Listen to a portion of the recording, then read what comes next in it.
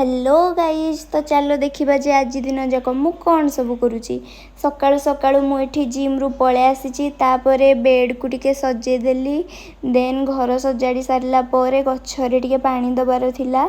तापरे खरा तो बहुत जोर से होउची, सेथिपाई गछरे टिके पानी देदेली।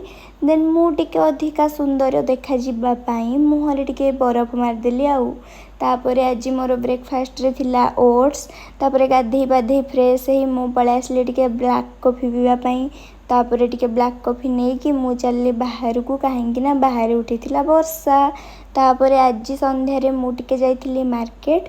आउ एटा गोटे जूस पिउथिली एठी, जोटा कि थिला अनार जूस पी सारला परे मु आज जाइथिली सिटी कार्ट, कहीं ना मोर किछि गोटे जिंस आनिबार थिला।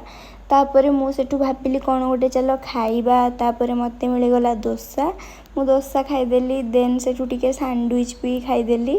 तापरे खिया पिया सारी मोर मन पड़गला जे अरे परिबा तो सरी जाइछि।